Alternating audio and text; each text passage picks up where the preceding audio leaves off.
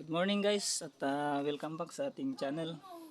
Uh, May gagawin tayo ngayon dito, isang SNAT inverter 4000 kilowatts. So nabuksan ko na ito guys. So ito yung kanyang takip guys. Yan. So nabuksan ko na yan siya guys. Yan yung kanyang takip. Kasi ito guys ay ginagamit sa wifi sa kanyang mga extension. Ito yung naga-drive. So ang sabi ng may-ari doon ay may biglang umusok daw sa ilalim at nangamoy sunog daw. So nang binuksan natin guys, amoy sunog nga talaga. So unang-unang nakikita ko kasi malapit ito sa dagat. So basang-basa, ayan guys, kung makikita nyo. May corrosion siya ng dagat. Ayan o, kung makikita nyo. Basang-basa talaga siya. Ayan. Yan. Yan, corrosion siya ng dagat o mga asin-asin.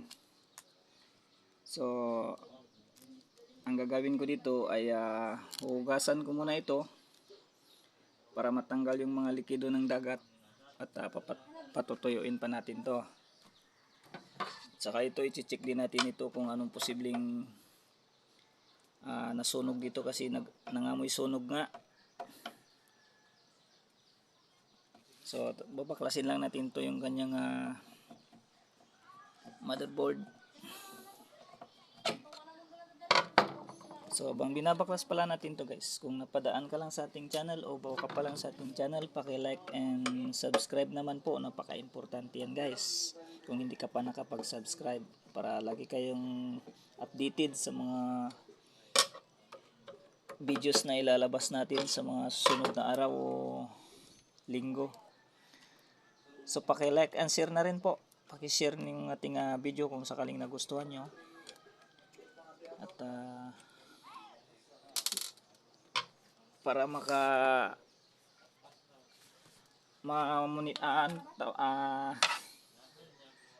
mano-notify kayo sa ating nabubulol na tuloy ako para lagi kayong mano-notify sa mga next videos na ilalabas natin about sa electronic. So yan guys, napakalaki talaga yung kanyang transformer kasi sa 4000 kilowatts to guys.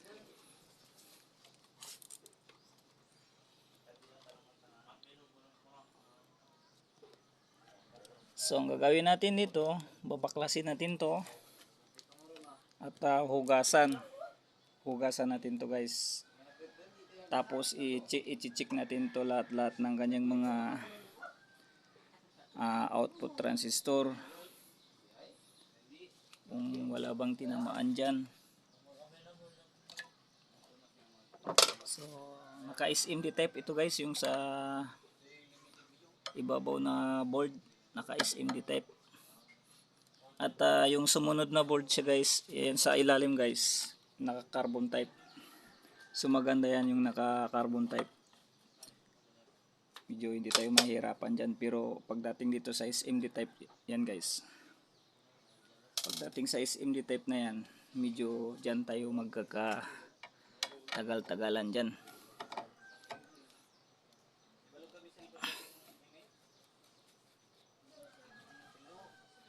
So hanggang dito na lang siguro muna guys. Update ko lang kayo kung anong mga posibleng sira na ating papalitan. Kasi hindi rin natin full demo video ito kasi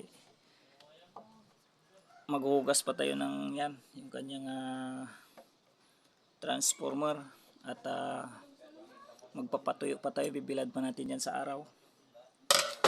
So medyo matagal-tagalan pa tayo yan guys kasi basang-basa talaga ng dagat.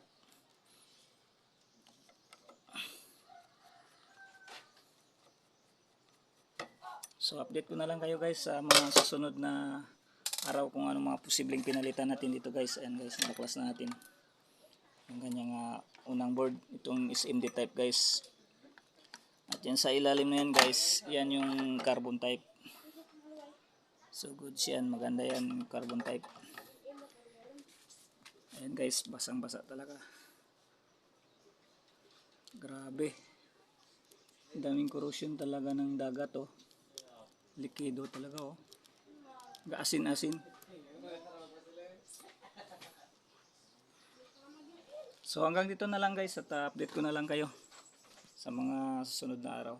At maraming salamat po sa panonood.